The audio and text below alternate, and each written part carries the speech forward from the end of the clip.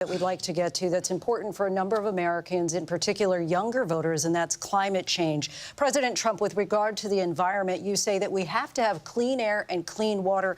Vice President Harris, you call climate change an existential threat. The question to you both tonight is, what would you do to fight climate change? And Vice President Harris, we'll start with you. 1 minute for you each. Well, the former president had said that climate change is a hoax. And what we know is that it is very real. You ask anyone who lives in a state who has experienced these extreme weather occurrences, who now is either being denied home insurance or it's being jacked up. You ask anybody who has been the victim of what that means in terms of losing their home, having nowhere to go.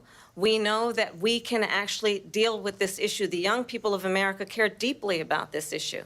And I am proud that as Vice President over the last 4 years, we have invested $1 trillion in a clean energy economy, while we have also increased domestic gas production to historic levels. We have created over 800,000 new manufacturing jobs while I have been Vice President.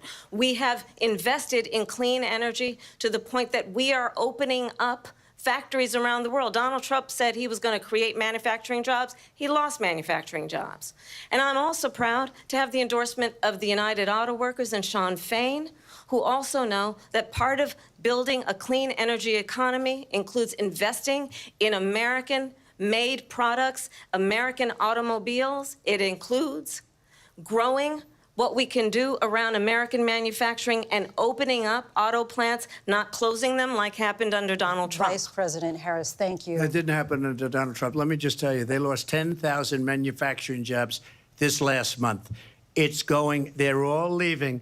They're building big auto plants in Mexico, in many cases owned by China. They're building these massive plants, and they think they're going to sell their cars into the United States because of these people.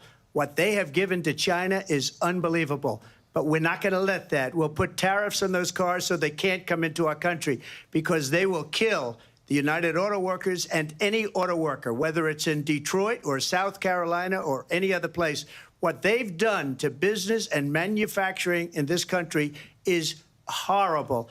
We have nothing because they refuse. You know, Biden doesn't go after people because supposedly China paid him millions of dollars. He's afraid to do it. Between him and his son, they get all this money from Ukraine. They get all this money from all of these different countries. And then you wonder, why is he so loyal to this one, that one, Ukraine, China?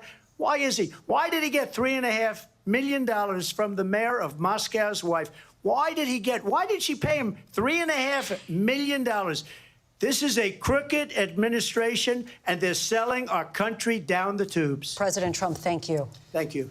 We'll be right back with closing statements from both of our candidates. An historic night, this ABC News presidential debate from Philadelphia. Back in a moment.